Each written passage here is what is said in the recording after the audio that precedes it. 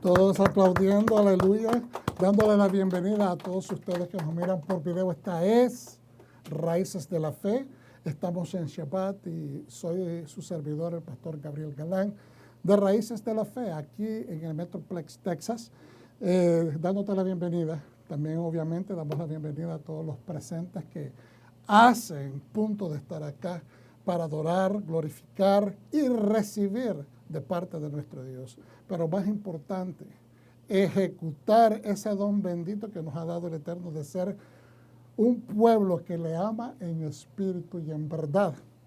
Así es de que le damos gracias a todos ustedes por compartir con nosotros este tiempo y aprender juntos. Eso es lo que estamos haciendo, aprender, estudiar juntos. Y vamos hacia adelante. La porción de esta semana es Balak, el destructor. El destructor, el devastador. Hay diferentes formas como lo traducen, pero todas esas palabras son sinónimas, o todas esas descripciones llegan a la misma conclusión, ¿verdad? De que el carácter de este personaje es alguien que apunta hacia la destrucción. Y como subtítulo hemos puesto a esta enseñanza, provocando la autodestrucción. Provocando la autodestrucción. Vamos hacia adelante, entonces.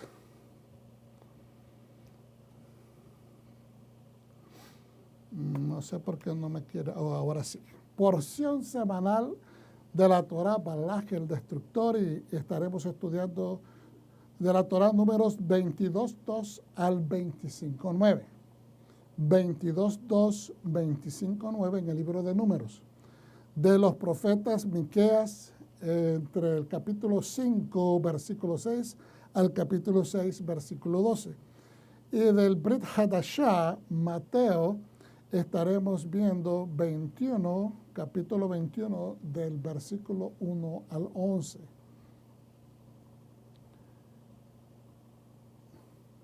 Como ya hemos ido contando, ¿verdad? Vamos estudiando con Balak la porción número 40. Y eso es importante porque 40 es número de prueba, es número de transición, es número de ¿cómo se dice?, de pasar lo más difícil. Y fíjense que es bien interesante, es muy interesante porque en esta porción el pueblo está llegando a las planicies de Moab. Vamos a entrar en un poquito más de detalle más adelante. Y es como la preparación para empezar a hacer planes y entrar a la tierra prometida. Y como le digo, es interesante que Balak es la Parashat o Sidra número 40. Son 53 en total parashot que se estudian a través del en el ciclo que se estudia en un año, estudiando una parashat cada semana. Y hay semanas que se estudian 2 parashat. Y también hay una combinación de 2 parashot. Y obviamente están los fines de semana o los sábados que son especiales y que donde no se leen directamente pues parashot, sino que se leen cosas relacionadas con esas fiestas o con esos momentos especiales durante el año. Continuamos. Tenemos que recordar a todos nuestros hermanos que nos miran por video de que Raíces de la Fe es una congregación, una organización netamente mesiánica o judeo-mesiánica, y que nos arraigamos a la Torá, la palabra del Eterno, que está por toda la estructura de la Biblia, empezando en la Torá misma, que son los primeros 5 libros, y obviamente somos adoradores del Padre Eterno, su Hijo, Yeshua HaMashiach, y gracias le damos a Él por habernos revelado este regalo tan hermoso de las raíces hebreas de nuestra fe. Así que te invitamos de que vengas y te arraigas a tu Mesías, que vengas y adoremos juntos. Por favor, para más información, busque en el internet raícesdelafe.org. Ahí estará más información en nuestra localidad. Quería compartir con ustedes brevemente tengo ya casi 2 años de haber creado esto, pero prácticamente hice algunos retoques porque a veces las personas me preguntan que cómo estudio yo. Y bueno, yo no tengo, digamos, una fórmula complicada. Simplemente yo tomo como fundamento la Biblia, ¿verdad? Todo en su contexto que hemos aprendido, ¿verdad? En raíces hebreas, gracias a los maestros. Mantenernos en el contexto cultural, en el contexto bíblico, en el contexto cronológico, porque tenemos que tomar todas esas cosas en cuenta y después estudiamos otros recursos académicos que nos ayuden a enriquecer el conocimiento sobre este documento tan importante que es la Biblia. Y digo un documento porque en sí la Biblia tenemos que verla como tal, como un documento que está compuesto por varios escritores. Y dentro de estos recursos académicos está historia, antropología, arqueología, geografía y ciencias diversas. También miramos las tradiciones, los aspectos socioculturales, religión, la iconografía, los simbolismos. Obviamente tenemos que el templo, porque también el templo tiene mucho simbolismo y está toda la estructura de aplicación, de vivencia del pueblo judío tiene que ver con el templo. Es decir, no estoy tratando de reducir el templo a algo de tradición, pero es que el pueblo, su comportamiento va alrededor de todo lo que es relacionado con el templo. Entonces tenemos que contemplar los patrones comparativos también bíblicos con las culturas aledañas del antiguo Medio Oriente. También los sabios judíos son estudiados, todo lo que tiene que ver con el Talmud, la Mishnah, la Gemara, los Humashim, que son los comentarios, y los Midrashim, que son las enseñanzas que nos ayudan a tratar de entender muchos tópicos que posiblemente no podríamos entender en ausencia de esas palancas literarias que nos han dejado de herencia los sabios judíos. Y mucha gente a veces nos dice, ustedes están judaizando. No estamos judaizando, nos estamos enriqueciendo de la cepa, porque la cepa, que es la raíz central, es de donde salió el cristianismo. Y entonces tenemos que entender el principio para poder saber en qué lugar estamos en las ramas y en las hojas. Y obviamente se estudian los 613 mandamientos, que gracias, vuelvo y repito, damos gracias a fuentes importantes de maestros que nos han ayudado a entender de que esto tiene relevancia. Y Teriach Mitzvot es un recurso muy interesante. Casualmente en esta parashat no hay ningún mandamiento que se estudia directamente.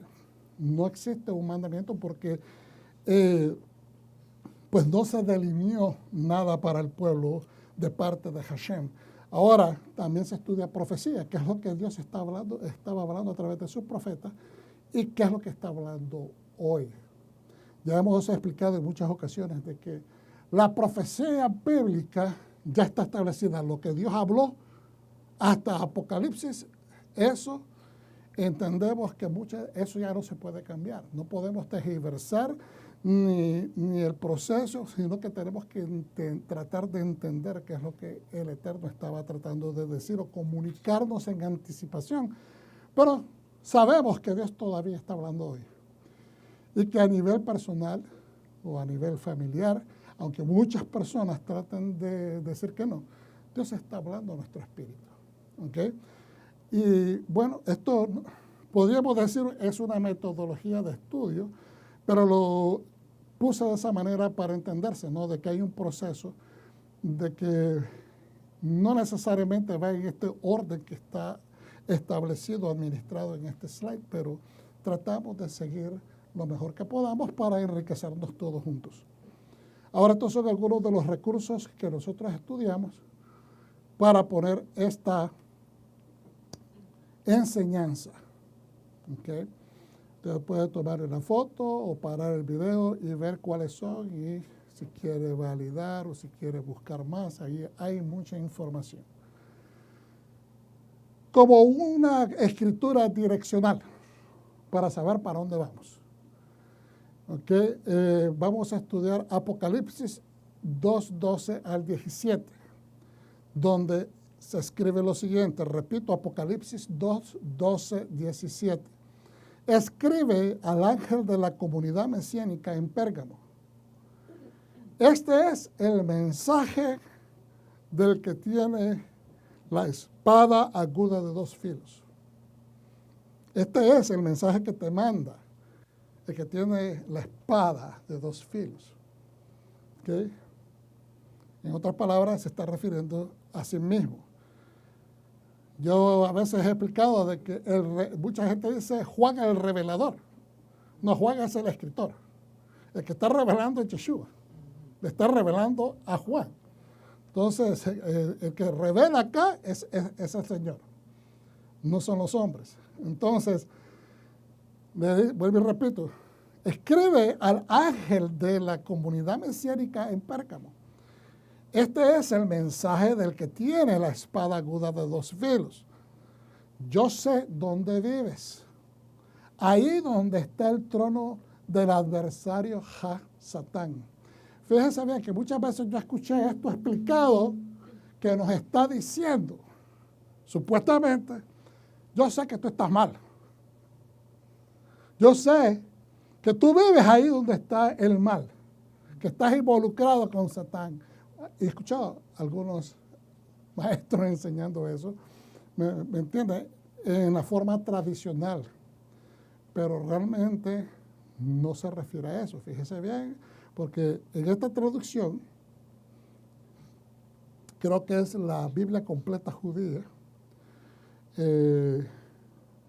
yo sé de dónde vives, ahí donde está el trono del adversario Hasatán. Sin embargo, te aferras a mi nombre. No es que esté mal y que trate de aferrarse al nombre, no. Sé que el ambiente donde te estás desarrollando, y póngase a pensar, que el ambiente en la cultura popular que está allá afuera en este mundo ahorita es tóxico para personas de nuestra fe. Es tóxico. Entonces estamos viviendo en ese ambiente. Sin embargo, te aferras a mi nombre. No negasteis confiar en mí, aún en el tiempo en que mi fiel testigo Antipas fue ejecutado en vuestro pueblo. Aún en esos momentos de persecución, de intimidación, y de ver esa ejecución por la causa de la fe, ahí donde vive el adversario. Entonces, tú te has aferrado a mí aún en medio de estos momentos. Ahí donde está el adversario tomando control de las cosas.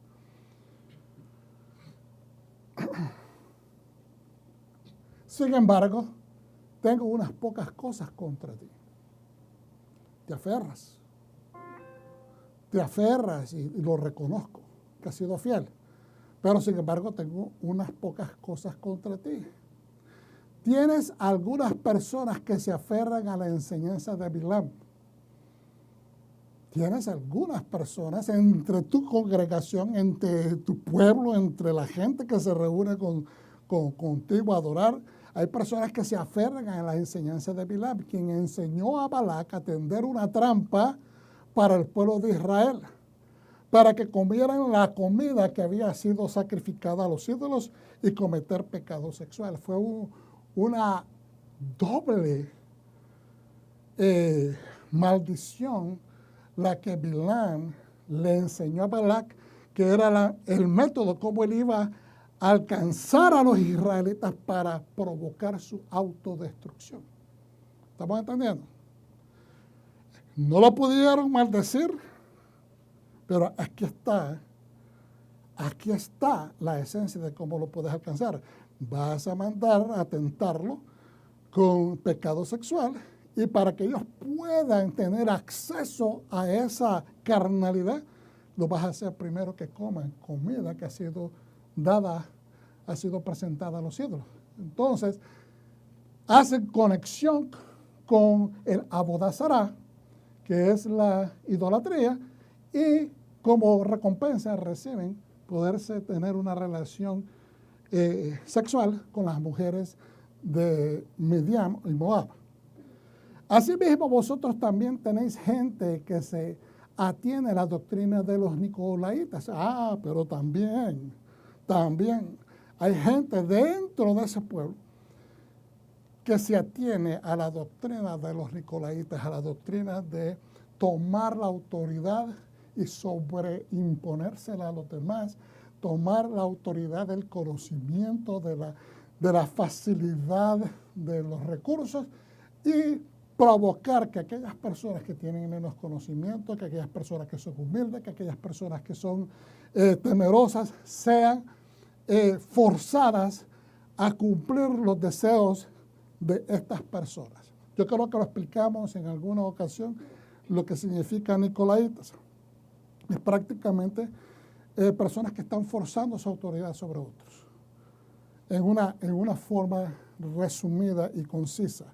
Por tanto, dice el 16, vuélvete, arrepiéntete de estos pecados. Es decir, no permita cuando dice, porque la escritura es bien clara, no es que es la persona a quien se está dirigiendo, no es el líder a quien se está dirigiendo en esta forma, sino le dice, arrepiéntete de estos pecados. Lo estás permitiendo, tú tienes conocimiento que esto está pasando y entonces tienes que tomar el control sobre esta situación.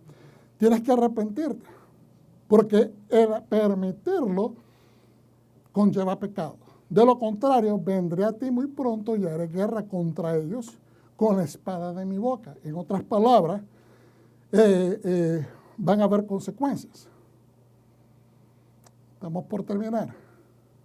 Los que tienen oído, que oigan lo que el Ruach, el Espíritu, dice a las comunidades mesiánicas. Al que obtenga la victoria le daré algo del maná escondido. Esa palabra, esa frase, maná escondido, se está refiriendo a un pan secreto. Se está refiriendo a algo especial, a algo misterioso. ¿Okay? Creo que el maná escondido en este aspecto, y esta es mi opinión, se refiere a una revelación del entendimiento de las Escrituras, una revelación de tipo profética.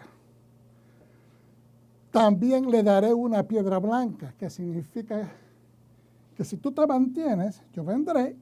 También le daré una piedra blanca. Yo una vez expliqué esto, que cuando había, por ejemplo, en la antigua Roma, había un juicio y se debatía dentro de los que eran los ¿cómo se llama? El jurado, o si era a manera de la audiencia, alguna cosa que se sometía a un voto, por ejemplo, para decidir si era culpable, si era inocente, o si se estaba sometiendo a un voto, tiraban una piedra blanca decretando que ellos pensaban que la persona era inocente, o una piedra blanca para decir estamos a favor, o una piedra negra para decir es culpable, o una piedra negra para decir no estamos a favor. ¿Okay? Entonces, aquí estamos hablando en ese contexto. ¿Okay? Piedra blanca significa vas a ser absuelto, vas a obtener la redención, en la cual está escrito un nombre nuevo. Es aquí que somos una criatura nueva, porque todos los que están en Mesías, nueva criatura somos, ¿verdad? En el cual, en esa piedrita está escrito un nombre nuevo que nadie conoce excepto el que lo recibe. Muy interesante. Un nombre nuevo, una piedra blanca, está hablando de nueva creación, de renacer a un nuevo ser, a una nueva persona, a un nuevo comienzo.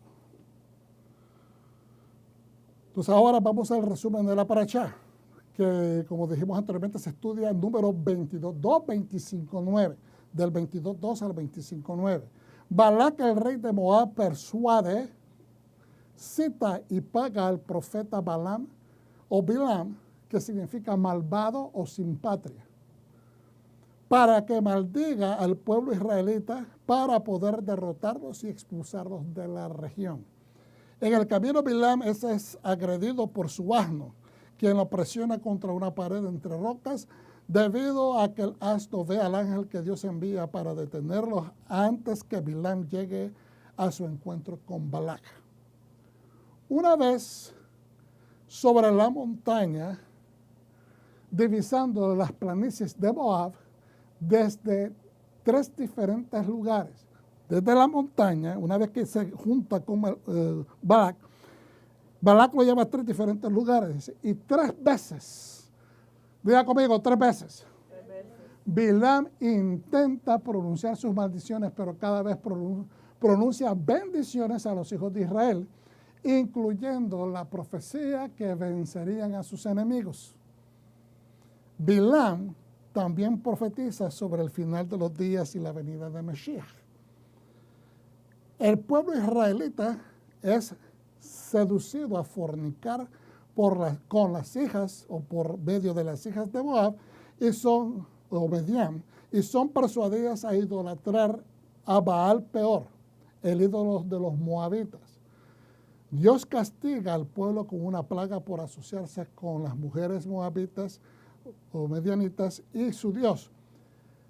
Pinhas mata a un hombre israelita y su mujer medianita y la plaga se detiene.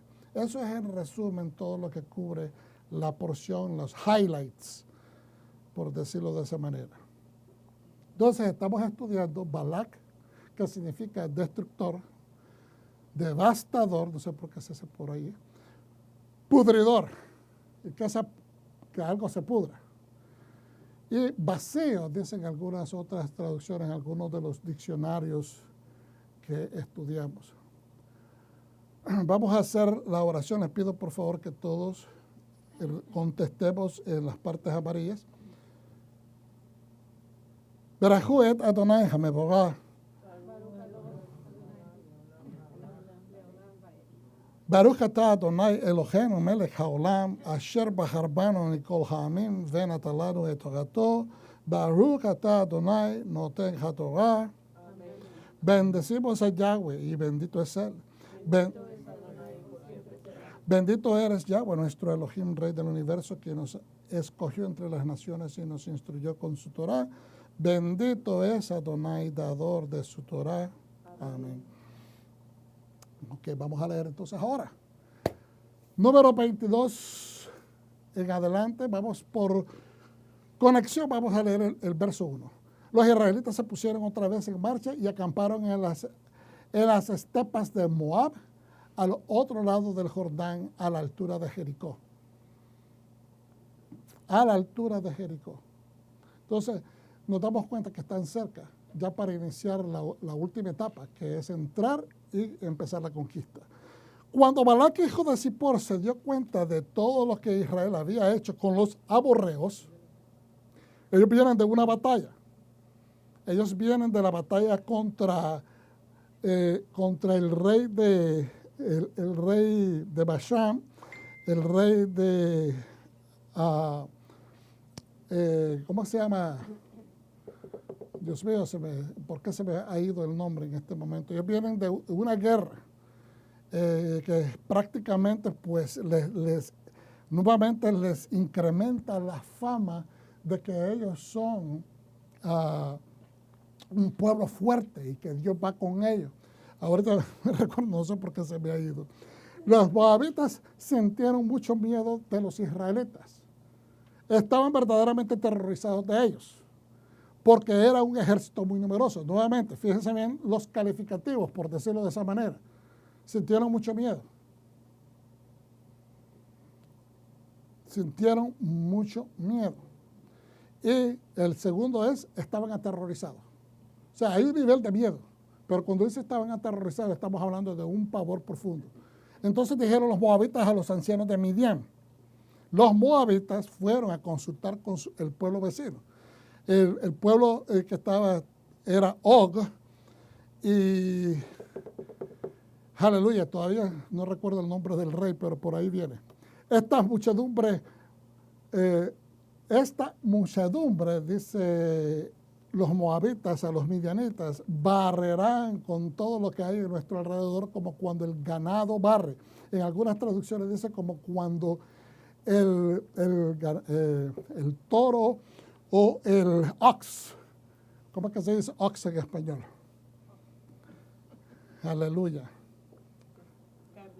No, el ox, ok, ahora no sé qué me está pasando. Esta muchedumbre barrerá con todo lo que hay en nuestro alrededor, como cuando el ganado barre con la hierba del campo. En aquel tiempo, Balac, hijo de Zippor, era rey de Moab. Así que mandó a llamar a Bilam, hijo de Beor, quien vivía en Petor, a orillas del río Éufrates, en la tierra de los amavitas. Gracias, el buey.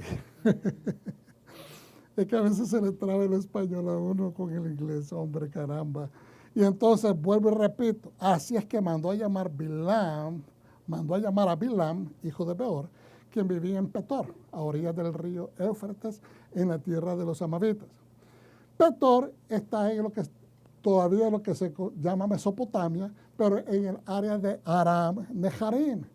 Esto, Bilam, más adelante lo vamos a ver, se entiende que venía del área de donde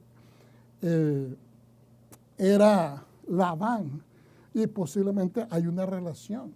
Eso es algo que creen algunos sabios. Balac mandó a decirle, hay un pueblo que salió de Egipto y que ahora cubre toda la tierra y ha venido a asentarse cerca de mí.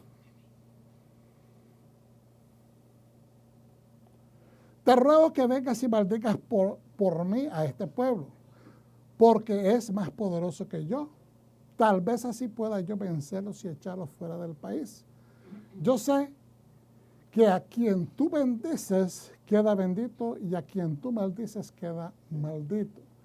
Y esto se entiende que era creo que lo mencioné en una de las pasadas porciones de Balac, de que esto se relaciona mucho, se nos parece a aquella declaración que le hace Yahweh en el capítulo 12 de Génesis a Abraham. Lo repito simplemente para conexión.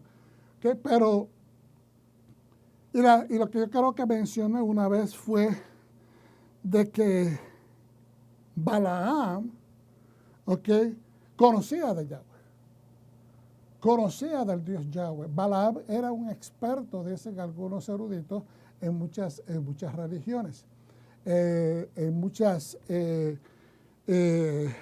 tenía conocimientos de hechicería, tenía conocimientos de brujería, era un hombre que las partes, en la forma tal vez espiritual no es la mejor descripción, pero en estas cosas esotéricas él tenía mucho conocimiento y le tenían en esa área del mundo donde él nació, creció y creció su fama, mucho respeto y mucho reconocimiento.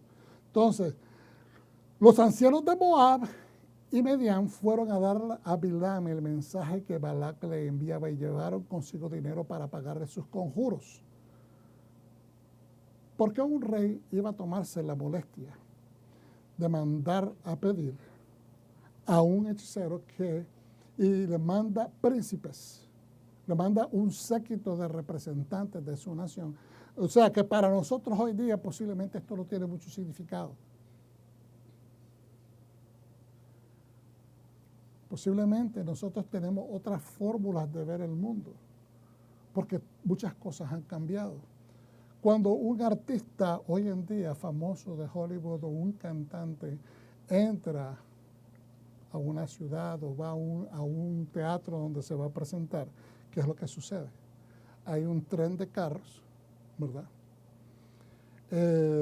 Esa persona, hay fotógrafos, hay luces, hay cámaras, hay representantes de muchas multitelevisoras mundiales que están tomando importancia a este suceso. ¿Okay? Y esta persona sale de su limusina, sale con sus personas más allegadas, hay un desfile por ahí, y entre esa persona hay aplausos, hay fotos, hay todo este movimiento. Y después viene el show. Entonces, imagínense de que este personaje es una persona de fama. Entonces, si lo ponemos en comparación, a esto equivale el respeto, el reconocimiento, el trabajo, el arte de Balaam, de Bilam o Balaam, era eso, los conjuros. Y era pagado muy bien por eso. Bilam los invitó a pasar allí en la noche, prometiendo comunicarles después lo que el Señor le dijera. Y los gobernantes se alojaron con él. Dios se le apareció a Bilam y le dijo, Dios se le apareció a Bilam y le dijo, ¿quiénes son estos hombres que se alojan contigo? ¿Sabía Dios quiénes eran? Absolutamente. Dios lo sabe todo. Lo que está probando es la capacidad de Bilam de responderle con sinceridad, con transparencia. Entonces, esto es lo que a veces muchos eruditos cuestionan, porque él está teniendo una conversación con el Eterno. Él le dice, quédense acá, quédense conmigo, pero yo voy a ir a consultar con el Señor, lo que me diga, ¿verdad? El Señor, eso es lo que yo voy a hacer. Entonces, después el 9 dice, Dios se le apareció a Bilam.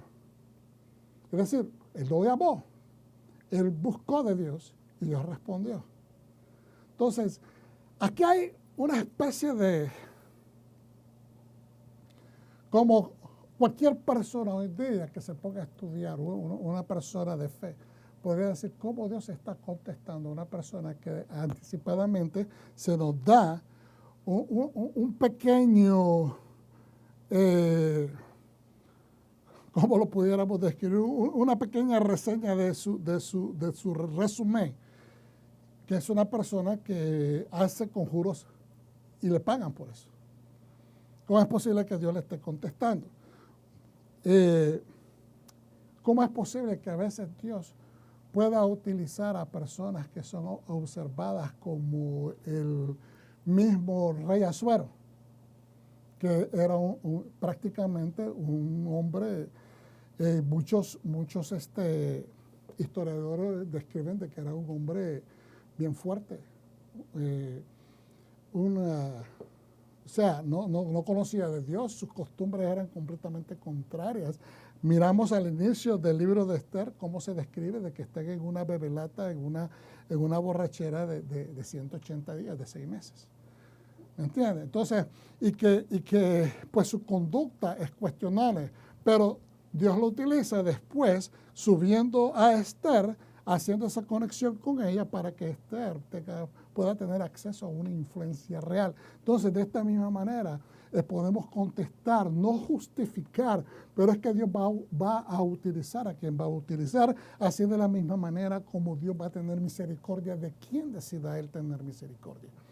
Entonces, Dios se le apareció a Bilam y le dijo, ¿quiénes son estos hombres que se alojan contigo? Bilam le respondió, Balaam, hijo de Zippor, rey de Moab, ha enviado a decirme.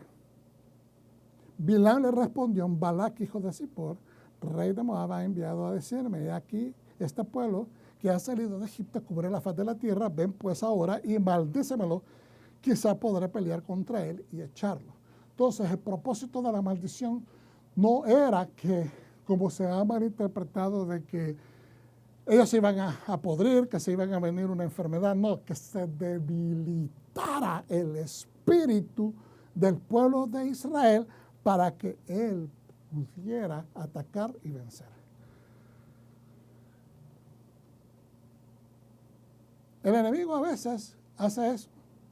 Él estudia el enemigo, o sea, tecnológicamente,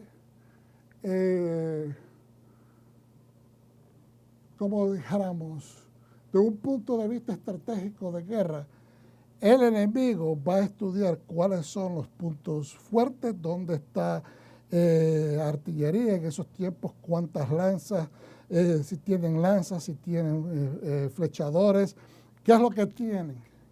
Tienen espadas, qué es lo que tienen para poder atacar. Y él sabía que ellos venían de destruir a 2 pueblos, a Sihón, creo que es el nombre del rey, ¿verdad? Sihón y a Og. Eran dos pueblos amorreos y ellos los destruyeron. Entonces este hombre se llena de pavor. Y él lo que quiere es debilitarlos porque él ya sabe que son fuertes. Sí, ok, tenemos que entender el contexto de lo que está sucediendo. Sihón y Og, más que todo, Sihón tenía bajo dominio a Moab. ¿Me está entendiendo? Entonces, en un momento ellos pueden haberse alegrado. ¡Wow! Destruyeron a aquel que nos oprime.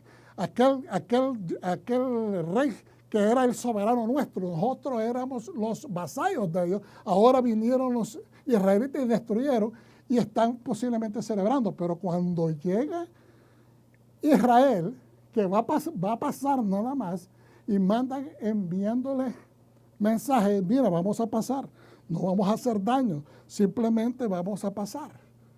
Y si comemos algo y si bebemos algo te vamos a pagar. Entonces les están estableciendo paz, les están estableciendo concesiones de paz y él lo acepta. Porque él piensa, no, esta gente lo que está tramando es destruyendo.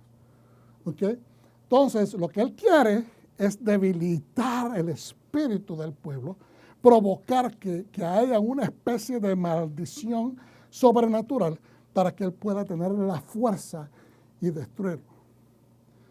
Entonces dijo Dios a Balaam, que es Bilam, no vayas con ellos. Dios le dijo a Bilam, no vayas con ellos, ni maldigas al pueblo porque bendito es. Así Balaam se levantó por la mañana y dijo a los príncipes de Balac, volveos a vuestra tierra, porque Hashem no me quiere dejar ir con vosotros. Y los príncipes de Moab se levantaron y vinieron a Balac y dijeron, Bilam no quiso venir con nosotros. Entonces ellos se fueron. Y ahora cuando decimos se fueron y que llegaron inmediatamente, bien, acuérdense, aquí está en el mapa. De Moab, esos príncipes viajaron a Petor, en el mapa a la izquierda. Son, ¿cuántas dice? 900 millas. Estamos hablando de 2 días. ¿Okay? Luego, si miramos en el mapa del centro, miramos el área que constituye más o menos el área de Moab. Está en rosado. ¿Okay? Y después miramos a la derecha lo que hoy en día constituye Jordania o Jordán. Ves que abarca Moab, abarca lo que era pues Amón y una parte de Aram. ¿Okay?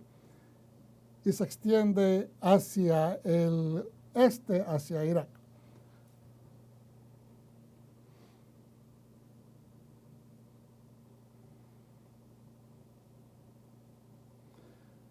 Entonces, pasando por esa área.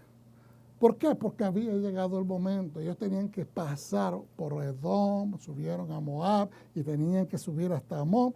Y ahora les ponen todos estos peros y todas estas trancas.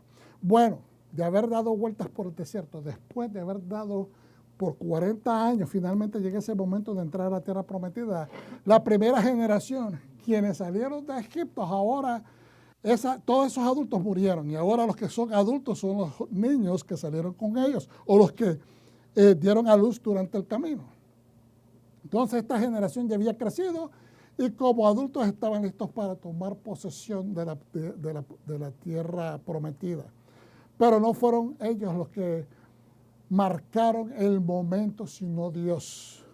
Después nos volvimos y partimos, dice en la escritura de Deuteronomio 2, 1, 3, y partimos hacia el desierto porque el camino del Mar Rojo, como el Señor me había mandado, y por muchos días dimos vuelta al monte Seir. Y el Señor me habló diciendo, bastantes vueltas habéis dado ya alrededor de este monte, volveos ahora hacia el norte. Ya dieron suficientes vueltas, porque el Señor los tenía dando vueltas por mucho tiempo. Y a veces pareciera que era un sobrecastigo. Cuando uno lo lee sabiendo que los 40 años que estuvieron en el desierto fue a consecuencia de comportarse mal, de no apreciar la tierra, de rechazar, de prácticamente ofender al rey del universo. Puede cualquier persona caer en la conclusión de que, bueno, este es un castigo sobre castigo. O sea, tienen que cumplir los 40 años. Sí, no. Lo que estaba pasando es que había circunstancias, hermanos, de que Dios tenía que hacer suceder, posicionar, fortalecerlo. Es decir, hay un proceso, a veces no lo entendemos. Porque fíjense, ellos están dando vueltas y le dicen, ok, ya bastante diste vuelta. Dios está calibrando el momento, no ellos. Sí, entonces, ahora que empiezan a subir, vienen Sihón y Og, se les presenta y prácticamente es una resistencia, pero esa resistencia los hace más fuertes. ¿Me está entendiendo? Es una especie, cuando digo resistencia, miremoslo de dos formas. Es una resistencia que los para. Es una resistencia que les va a causar estragos, que les va a causar pelea, que les va a causar cansancio. Es un obstáculo. Sí, pero al mismo tiempo es una resistencia que los hace fuertes porque ellos se empiezan a empujar. Y en ese empuje de guerra ellos se empiezan a fortalecer y a agarrar más consistencia que son un pueblo fuerte. ¿Estamos entendiendo? Entonces, ahora están preparados para enfrentarse a otros pueblos más. Y todos esos confrontamientos bélicos afuera de la tierra prometida son los que los entrenan a ellos para que una vez entren a la tierra prometida puedan tener victorias en todas las batallas que tenían. Entonces, había llegado el momento de entrar a la tierra prometida, pero antes de ponerse en marcha, el Señor les aclaró que iba a pasar por ciertos territorios que no debían conquistar. Y se los explicó, Edom, Moab y Amón. Por eso es que ellos no querían tocar. Estos son prácticamente descendientes, son familiares, ¿ok? De la familia de los israelitas. Acuérdense, en este momento tal vez no lo recuerdan, pero se ha enseñado en otras ocasiones que las dos hijas de Lot, que tuvieron relaciones, ¿verdad?, ilícitas con su padre, que cometieron incesto creyendo que ellos eran los únicos que quedaron en el mundo después de la catástrofe que le sobrevino a Sodoma y a Gomorra, toda esa área. Entonces tuvieron esa relación con ellos y ya salieron embarazadas. De ahí nace el pueblo de Moab y el pueblo de Amón. Edom es el pueblo donde se establece Esaú y es donde queda el monte Seir. Entonces ellos subieron de Edom para ir hacia Moab y Amón, pero Dios les dijo, no me van a tocar ninguna tierra de estos pueblos, porque estos pueblos yo no quiero que ustedes se relacionen con ellos.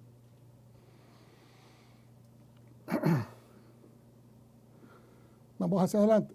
El Señor explicó por qué razón estos territorios de Edom, Moab y Amón no debían ser conquistados por los israelitas.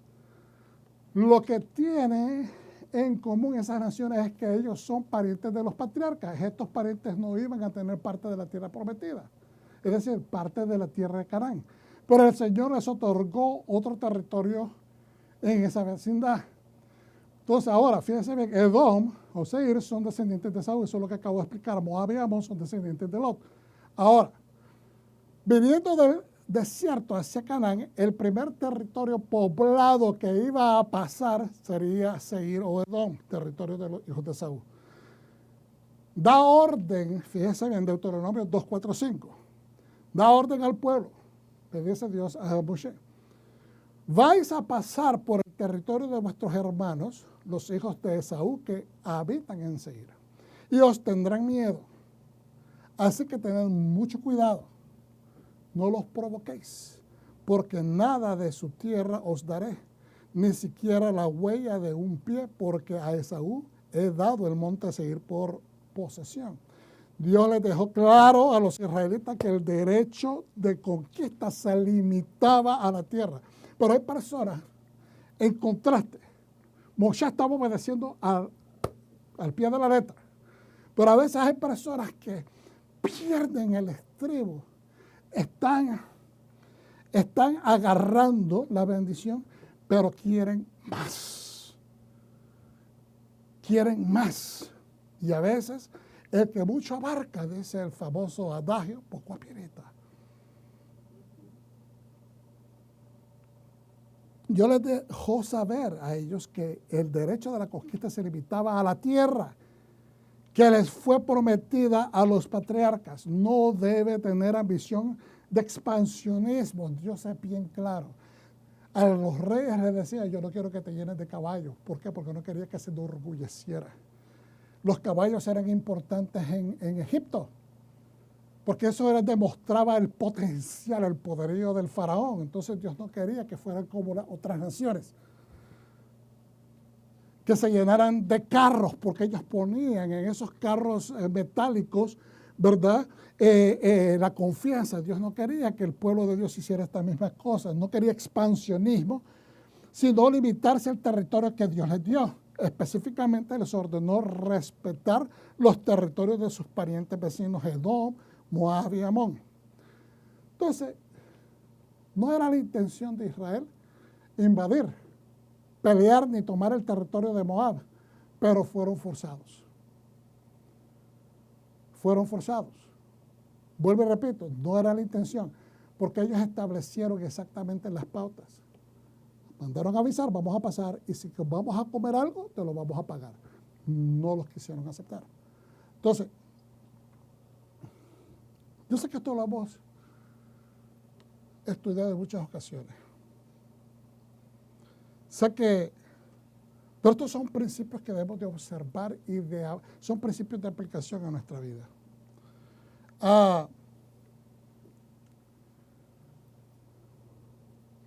No me quiero detener mucho en dar explicaciones de aplicaciones, pero porque necesito que cubramos todo el tema. Si hay oportunidad de desarrollarlo, desarrollo. Tomando el territorio de Moab, según Ibn Ezra, que es uno de los sabios, esta descripción de la posición de Israel concuerda con la ubicación de Balac del campamento de Israel. Está establecido junto a mí. En otras palabras, están en los valles, ¿verdad? O en las planicies de Moab, están en mi territorio. Por lo tanto, proporciona otra confirmación de que Israel rodeó el territorio de los moabitas. Eran tan grandes que estaban ocupando gran porción del territorio. Aquí, Gebul debe traducirse, esta palabra en hebreo que está ahí en el texto, no es como lo traducen algunos que dicen que era el territorio, pero que dice como límite y no territorio. Es decir, están por todo el límite, están por todas partes. Una interpretación reciente de esta cita del libro de la guerra del Señor es digna de ser citada. Yahweh vino en un torbellino, llegó a los wadis, a los ríos de Arnón, caminó por los arroyos, se desvió hacia la sede de Ar, se inclinó hacia el límite de Moab. Esta construcción se recomienda a sí misma principalmente porque es poesía. Precisamente la forma en que uno esperaría en una cita de un antiguo himno a Dios de la guerra hace que Yahweh, el tema del poema, como era de esperar en el libro de la guerra del Señor, la construcción utiliza algunas enmiendas plausibles. ¿Qué es lo que está diciendo? Hay un libro que se llama el libro de la guerra del Señor donde prácticamente está describiendo el proceso que llevaron el pueblo de Israel. El pueblo de Israel lleva la arca del pacto, lo cual significa que Dios va ahí. Entonces ese poema se está describiendo diciendo, Yahweh vino en un torbellino. Describe todo lo que viene haciendo Dios.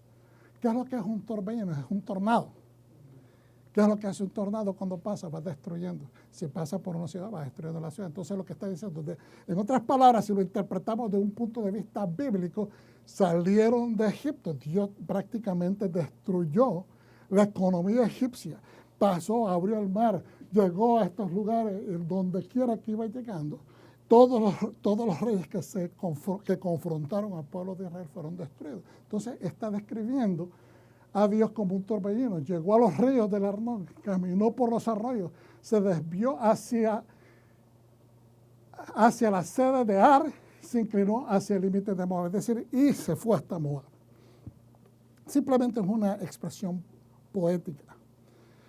Los libros de la guerra del Señor, según Ibn Ezra, era un libro separado que, junto con el libro de Yashar, que es mencionado en Joshua 10:13, y segunda de Samuel 1:18 también es mencionado en el Nuevo Testamento. Eran antologías de las primeras canciones que describen la saga de las batallas de Israel al comienzo de su existencia nacional.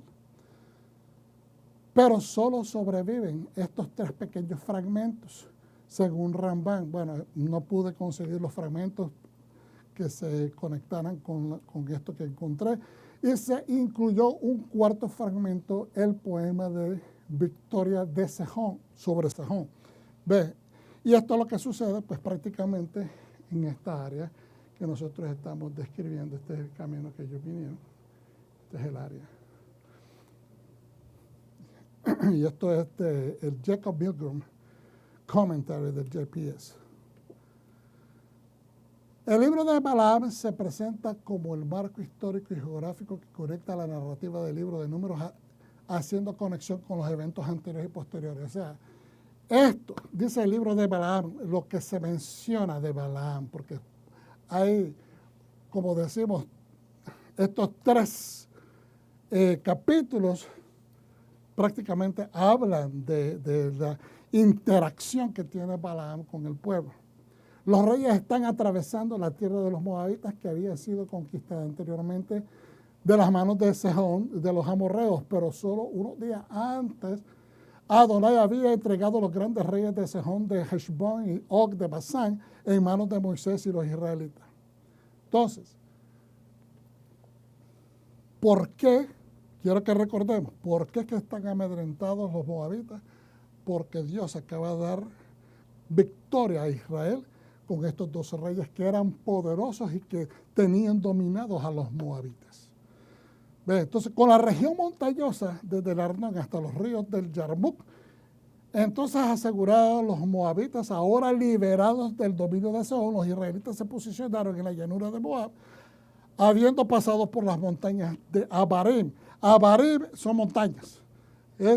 Vamos a ver si lo podemos. Ahorita vienen los mapas para enseñarlo. Abarim son las montañas prácticamente que dividen. Hay una falla entre el territorio de Israel, ¿verdad?, y el territorio de Jordania. Esa falla es por donde corre el río Jordán y también se levantan pues montañas. Y esa estribación de montañas que corre de norte a sur es lo que se llama Abarim. Ahí es donde está el Nebo, ahí es donde está lo que le dicen el Pisca. Pero realmente se ha entendido que Pisca es la cima y Nebo es el nombre no solamente de una montaña, sino de la estribación montañosa o los picos más altos. La frase llanura de Moab, Arbot Moab, diga conmigo, Arbot Moab. Así se dice, llanuras o planicies de Moab. Describe el sur del valle del Jordán en el lado este del río frente al Jericó y justo al norte del Mar Muerto. Geológicamente, las tierras potencialmente cultivables del valle del Jordán entre el Mar Muerto y Galilea tienen 2 niveles debido a las fallas paralelas en las que le estaba explicando, que corren generalmente en dirección norte-sur. La terraza inferior, o sea, la parte más baja, más cercana al río, se llama en árabe Zor. Y la terraza superior se conoce como Gor. Zor y Gor. Zor y Gor. Zor y Gor. Juntas están estas mesetas inmediatas, están opuestas a Jericó.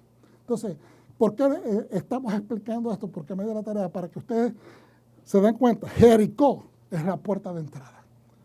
Por ahí fue donde ellos fueron a mandar, ¿verdad? Se fueron a espiar. Y por ahí fue donde conocieron a Rahab. Por ahí fue donde ellos obtuvieron inteligencia. Fueron a espiar, eran espías. Obtuvieron inteligencia importante para poder descifrar cuáles iban a ser sus movimientos estratégicos. Entonces, aquí tienen los mapas. Si me pueden seguir. Este es el mapa actual de Israel. Ustedes saben de que hay 2 partes, el Gaza Strip, que se le llama, es parte de Palestina, y la otra parte de Palestina es el West Bank, que es esta porción acá. Todo lo demás es Israel moderno. Ahora, lo que estaba describiendo ellos, aquí están las montañas que les estoy hablando yo.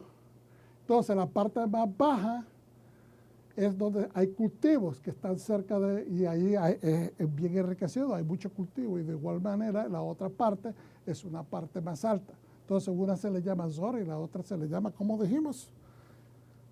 Y Zor y Gor. Okay, entonces aquí está el área donde ellos venían, Jericó. Pasando el Mar Muerto está Jericó. Pasando, aquí está el Mar Muerto, la punta norte, y entonces está Jericó a unas cuantas millas. Y esta es el área donde está el valle o planicie de... Todo esto se extiende también en esta parte de acá. Las planicies de Moab. El proceso de procuración de los servicios del renombrado Balaam de Petor se redactan en 3 ciclos. Los 2 primeros enfocan el envío de emisarios que los mandan a llamar, por favor ven, y él trata ¿verdad? Los emisarios moabitas y medianitas al profeta adivino, quien recibe instrucciones del Señor sobre sus debidas respuestas, y el último dedicado al encuentro con el Malach, que es el emisario de Yahweh, el ángel del Señor. Entonces, ¿qué es lo que estoy tratando de hacer explicándole esto?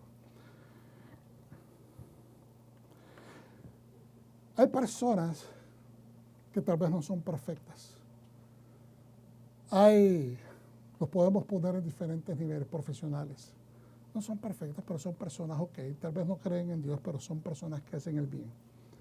Tienen sus negocios, tienen sus preferencias por las cosas especiales. Uno no puede ir, casualmente, recientemente, hablando de cosas de abogados. Hay abogados que te pueden aceptar un caso y quiere, ok, dame $5,000, $10,000 de down, creo que te va a costar unos $20,000, un ejemplo, dependiendo del caso. Pero hay abogados que le dicen a uno, no, yo quiero $50,000 y no muevo ni un dedo. ¿Okay? Entonces hay personas que pueden ver, estudian la situación y dicen, ¿sabes que esta persona puede o no puede? Estoy poniendo un ejemplo de vida inmediato, pero hay personas que no miden y dicen, no, es que como yo tengo mi categoría, yo tengo mi reputación, yo voy a cobrar a donde yo estoy. ¿Me está entendiendo? No usan los elementos de la pesa de la justicia. No estoy tratando de decir de que deben de minimizar el costo de sus cobros o que minimicen la categoría de su servicio. Lo que estoy diciendo es que a veces hay personas, por asegurarse el dinero más, tiran más alto, tiran más pesado, digamos, la manera como ellos cobran. Entonces, en el proceso de procuración de los servicios de él, se le manda, se le ofrece tal vez más la segunda vez, pero la tercera, ya Dios habiéndole dicho, vas a ir, pero no vas a maldecir. Primeramente le dijo que no iba a ir, pero después le dice, vas a ir, pero no vas a maldecir. El encuentro revelador entre el Señor y Balaam es un encuentro irónico y satírico. Realmente nos causa risa. No sé si usted se rió cuando leyó esta parte de la historia, cuando el burro le habla a Balaam. ¿Ok? Porque de primera a primera uno puede decir, pues el burro no habló, porque los animales no hablan. Pero de la misma manera, así como Dios es creador de los cielos y la tierra, de todo lo visible y lo invisible, de astros gigantescos que están tan distantes de nosotros que se miran como hormiguitas brillantes en el firmamento, y que están completamente confirmados por la ciencia de los seres humanos de que hay planetas gigantescos, hay soles gigantescos. ¿Me entiendes? Entonces, ¿cómo podemos dudar? Si Dios es el creador de los cielos y la tierra, ¿cómo podemos dudar que Él pueda hacer hablar a un animal? O quizás pudo haber sido el ángel hablando. Y Él interpretó de que era el burro. Hay muchas maneras de aproximar esta verdad, ¿ok? O esta narrativa. Pero el encuentro es revelador. ¿Por qué es revelador? este encuentro entre el Señor y Balaam. Es irónico y también tiene sátira, es cómico, donde se muestra que Balaam es menos perceptivo que un burro. Es decir, estos hombres, príncipes, representantes de un reino, enviados, son envoys, te dice en inglés, son enviados por un rey, capacitados para negociar con un hombre que tiene una reputación de ser un hechicero efectivo, poderoso. Les llevan ofertas de dinero, les llevan quién sabe cuántas cosas. Después de 2 viajes, al tercero, él accede a ir. Pero supuestamente es sabio, supuestamente es poderoso, tiene muchos conocimientos, pero esa es la parte satírica donde él se muestra que no es tan perceptivo, sino de que el burro es más perceptivo que él. Cuando el ángel del Señor se le aparece en su viaje a Moab, ¿me entiende? Es decir, el burro se le aparece, él va con el burro lo aprieta, porque el burro se asusta al ver al ángel, lo aprieta contra las piedras, ¿verdad? Obviamente su pierna queda prensada, y él se enoja y arremete a golpear al animal. Y después el burro le dice, ¿por qué me pegas? Y él tiene una conversación con el burro. Pero él piensa que él está conversando con el burro, pero el ángel está enfrente. Entonces, ¿qué es lo que nos está tratando de decir la Torá? Simplemente que nos quedemos en ese nivel superficial. No. Lo que prácticamente la Torá nos está tratando de enseñar es que a veces los hombres perdemos la percepción, tanto los reyes, los que él comisiona para ir a hablar, como la misma persona que está siendo contratada. Y no percibe este hombre que hay un ser de luz enfrente de él. Él está en camino a buscar cómo dar rienda al contrato que se ha establecido con él, sabiendo de antemano que él no puede maldecir al pueblo. Entonces el punto es, ¿cuál es el objetivo de tu viaje? ¿Están entendiendo? ¿Cuál es el objetivo del viaje de Balaam? Si él fue originalmente buscado la primera, la segunda y la tercera vez con el objetivo de que él sea contratado para ir y viajar, para ir a maldecir un pueblo, pero ya Dios le dijo a él, no puedes maldecir lo que está bendito, ¿cuál es el propósito de tu viaje? Entonces a veces nosotros cometemos esos errores. Cuando digo reyes estoy diciendo gente en poder. Cuando digo enviados son gente comisionada. Estoy hablando de gente que tiene entendimiento, sabiduría. Si él le dice, no puedes maldecir, entonces los que fueron comisionados para hacer esta transacción tienen que entender de que el hombre ya te dijo, no voy a maldecir porque no voy a hacer algo que Dios me dice que no puedo hacer.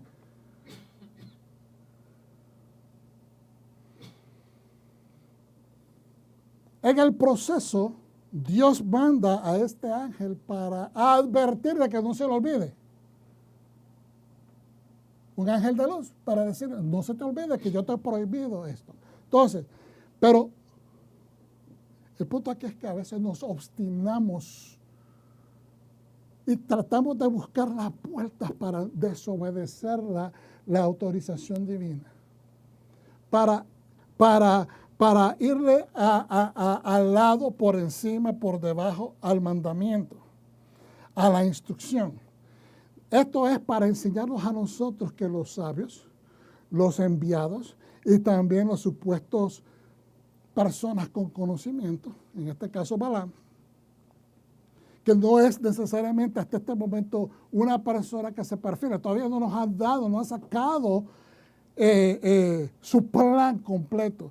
Pero si Dios le está hablando, tiene que haber algo. Tiene que haber algo bueno en él porque Dios se está acercando a él. Dios no se acerca donde hay impureza, donde hay maldad, donde hay injusticia. Y ciertamente Dios no tiene miedo de hombre alguno. No importa quién sea. Me estoy dando a entender. El hecho que está hablando con Balaam es porque Balaam tenía un acceso. Se entiende por la narrativa de los sabios judíos de que Balaam es tomado como un sabio, una persona que tenía dones. Algunos piensan que hasta más que el mismo Moisés, pero en el área de la hechicería, porque Moisés no era un hechicero. Pero hay otros que los ponen a nivel. Entre Moisés y Balaam los ponen a un nivel, que eran hombres grandes. Obviamente Moisés para Israel y entre las naciones era Balaam, dice. Ok, entonces vamos. Balac, rey de Moab, teme a los numerosos israelitas, pues piensan que lo van a atacar. Piensan. Y ahí es que yo sé de que esto lo podemos ver de diferentes maneras. Pero la autodestrucción empieza con los pensamientos. La autodestrucción empieza con el pensamiento. Al principio Balac se presenta simplemente como el hijo de Zippor que había observado el movimiento y el éxito de Israel contra los amorreos, pero anteriormente había controlado a los moabitas durante el reinado de Sahón. Entonces observó Balac, fíjense, observó Balac, hijo de Zippor, todo lo que Israel había hecho con los amorreos. Moab temió mucho delante del pueblo porque los hijos de Israel eran numerosos. Entonces él dijo, son fuertes y son numerosos. Y por ende, necesito aliarme con Madián. Se alió con Madián. La descripción de Balac como rey no significa necesariamente que Moab estuviera organizado como una nación fuerte. A veces dicen, la nación tal.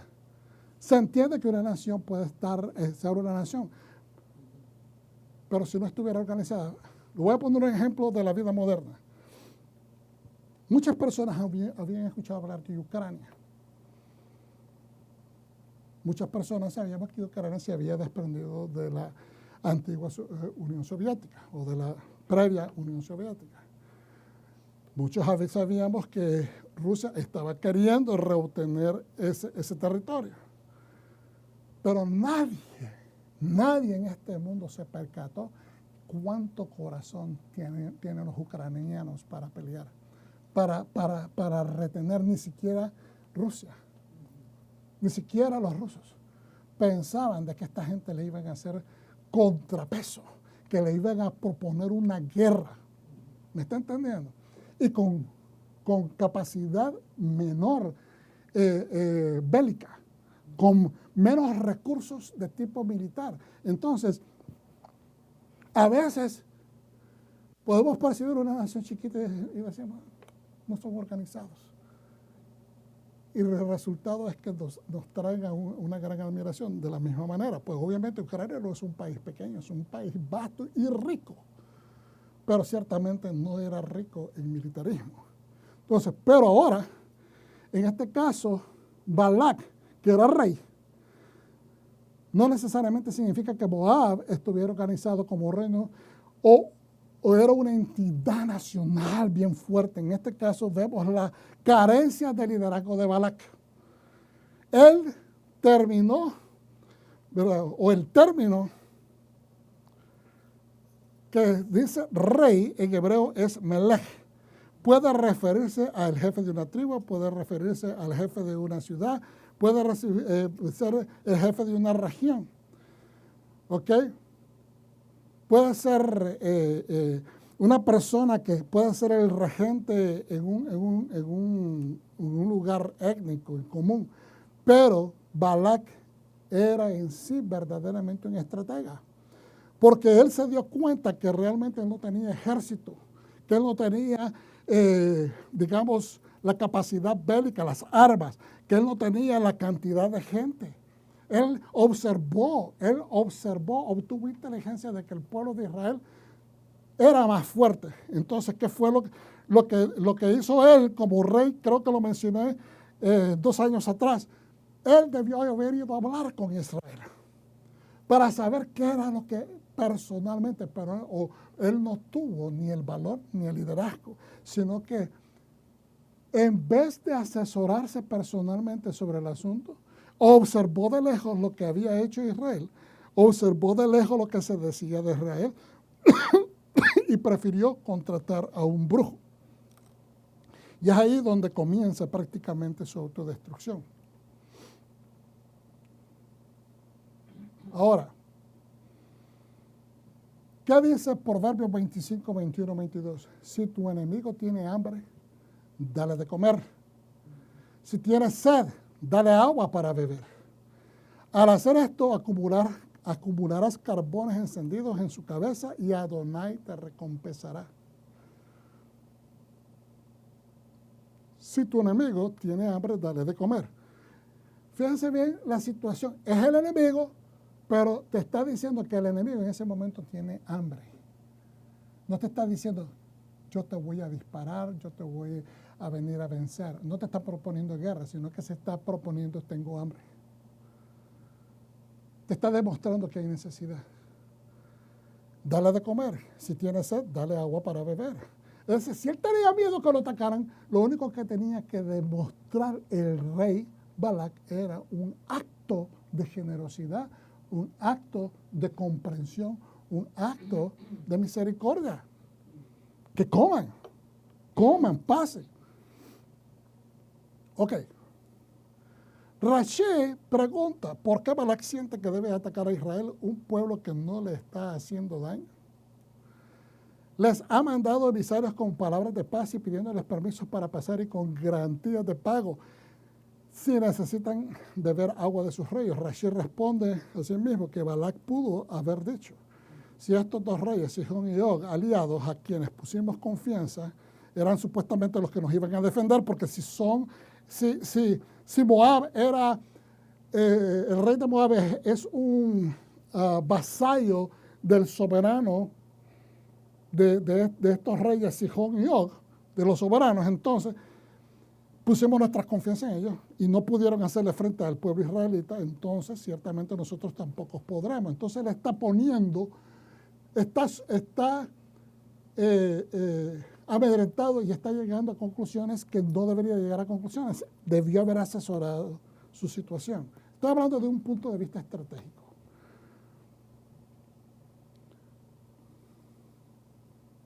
Entonces, si Balac, miremos abajo, vio el potencial de ser destruido, tenía que presentarlo al pueblo de él para obtener más consejo.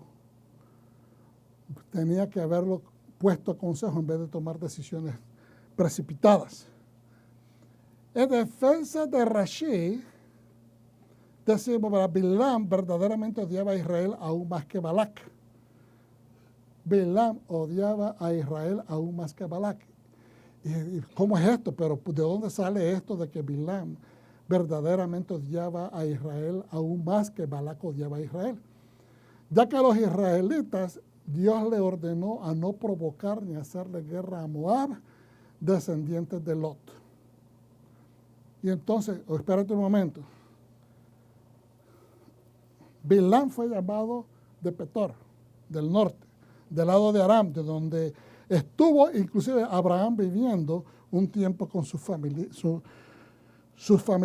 su tío, ¿verdad? Y donde también llegó Jacob a vivir un tiempo, ¿verdad? Y se casó y su suegro era Labán. Entonces, Bilam es descendiente de Labán, el tío suegro de Jacob. Algunos piensan que esto podría ser posible razón de su odio ancestral. Bilam vino desde Petor, tierra de los amavitas, cercano al río Éufrates. Y ahí en el mapa ustedes miran más o menos dónde estamos hablando. De esta área, ¿verdad? Y aquí también, de esta área. Entonces, voy a continuar hacia adelante, porque no quiero pasarme del tiempo. En Miqueas dice lo siguiente, capítulo 5, 6 en adelante, y vamos a ver, dice en el 6, y devastarán la tierra de Asiria a espada, y con sus espadas la tierra de Nimrod, y nos librará del asirio cuando viniere contra nuestra tierra y hollare nuestros confines. El remanente de Jacob será en medio de muchos pueblos. Esto es proféticamente hablando, dice, el remanente de Jacob será en medio de muchos pueblos. Es decir, no solamente en el israelita, ¿verdad? Que obviamente Jacob es Israel, pero de que va a ser en muchos pueblos. Está hablando de las naciones del mundo. Como el rocío de Hashem, como la lluvia sobre la hierba, las cuales no esperan a varón ni aguardan a hijo de hombre. Ahora, cuando uno mira el contexto de esta escritura que empezamos a leer en el 6, mire bien lo que dice en el verso 1 en adelante. Rodéate ahora de muros, hija de guerreros. Nos han sitiado, nos tienen rodeado. Con vara herirán a la mejilla del juez de Israel. El juicio, el juez de Israel, las ordenanzas, la estructura de sus mandatos, han herido la mejilla al juez de Israel. Pero tú, Belén, Efrata, pequeña para estar entre las familias de Judá, eres la más pequeña entre las familias de Judá, de ti me saldrá el que será Señor de Israel.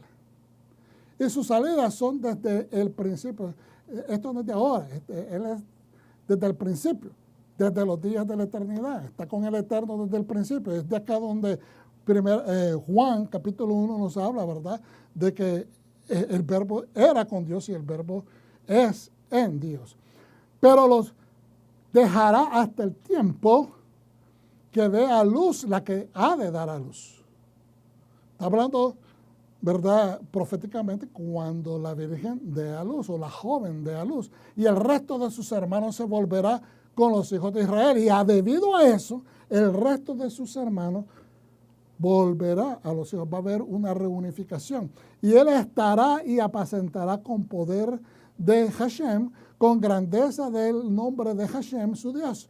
Y dice, y él estará y apacentará con poder de Hashem. Va a demostrar señales, milagros y prodigios con grandeza del nombre de Hashem, su Dios, y morará seguro, porque ahora será engrandecido hasta los confines de la tierra. Ok, y esta será nuestra paz. Cuando el asirio viniere a nuestra tierra y cuando hollane nuestros palacios, entonces levantaremos contra él 7 pastores y 8 hombres principales.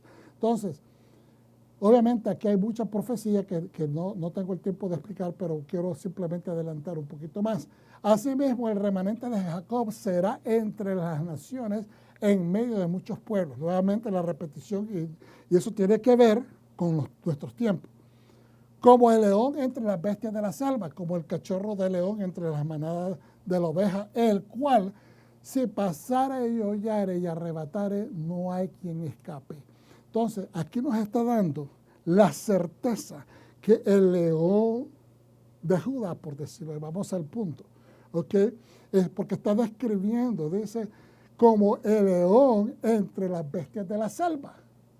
Estamos viviendo en una generación que nosotros a veces rugimos con la justicia de Dios, rugimos con los mandamientos de Dios, pero estamos en medio de una selva donde hay muchas bestias salvajes que lo que quieren es despedazar a esa representación del cielo, que es el pueblo de Dios comportándose de acuerdo a lo que Dios les ha establecido. Dice, como el cachorro de león entre las manadas de las ovejas, el cual, si pasare y hollare y arrebatare, no hay quien escape. Ahora, nos está dando la seguridad de que el león de Judá va a venir a salvar a su pueblo. 5 minutitos más y termino. Tu mano se alzará sobre tus enemigos y todos sus adversarios serán destruidos. Eso es proféticamente lo que nos está hablando. Aquí tienes a Balaam que te quiere destruir. En la primera porción, en la parte de la Torah, aquí proféticamente el Eterno nos está diciendo exactamente, comparando. Si ustedes quieren ir un poquito más, vamos al capítulo 6, inmediatamente. Oíd ahora, dice Yahweh, levántate, contiende contra los montes y oigan los collados tu voz. Entonces, ahora mire en el 4, porque yo te hice subir de la tierra de Egipto, en la casa de servidumbre te redimí, de la casa de servidumbre te redimí, y envié delante de ti a Moshe, a Aarón y a Miriam. Pueblo mío, acuérdate ahora que aconsejó Balac, rey de Moab. ¿Quién aconsejó a Balac, rey de Moab? Y que le respondió Balaam, hijo de Beor, desde Shittim hasta Gilgal. Él vino respondiendo a ese llamado para que conozca las justicias de Adonai. ¿Ve? ¿Con qué me representaré ante Hashem y adorar al Dios Altísimo? Me presentaré ante Él con holocaustos con becerros de un año. Me presentaré yo con becerros de un año. Me presentaré con holocaustos. Se agradará Hashem de millares de carneros. Y después dice la última pregunta: ¿daré mi primogénito por mi rebelión? ¿El fruto de mis entrañas por el pecado de mi alma? Pues ciertamente nosotros no. El pueblo no. Pero Hashem dio a su Hijo unigénito para salvación. Y aquí Dios le está diciendo, recuérdense que Balac mandó a contratar a Balaam y que él vino respondiendo a ese llamado de Shittim en Gilgal, y que hizo Balaam, tal vez no maldijo al pueblo en ese momento, pero eventualmente hacia el final de la porción miramos cómo Balaam aconseja a Balac que haga caer en el pecado a los hijos de Israel, trayendo el abodazará, que es la idolatría, y también el pecado de tener relaciones sexuales con las mujeres de Madián. Fíjense lo que dice Judá 11:16. Ay de ellos, Judá, o como lo dicen Judá 11:16. Ay de ellos, porque han seguido el camino de Caín y se lanzaron por lucro en el error de Balaam y perecieron en la contradicción de Coré. Estos son manchas en vuestros agapes, en su amor incondicional. Eso es lo que es agape. Que comiendo impúdicamente, ¿verdad? Con vosotros se apacientan a sí mismos, nubes sin agua llevadas de acá para allá por los vientos, árboles otoñales sin frutos, 2 veces muertos y desarraigados. Ahora, mire, hermano, con este comentario termino.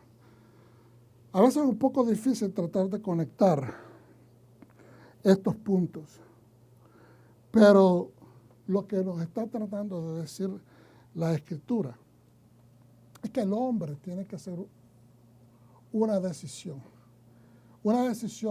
resoluta y completa. Hay instrucciones establecidas en la Escritura. Nosotros nos remitimos a la Escritura del Eterno, que es la Biblia, ¿verdad? Empezando con la Torah, para poder regir nuestro comportamiento, para aplicarnos a la voluntad del Eterno.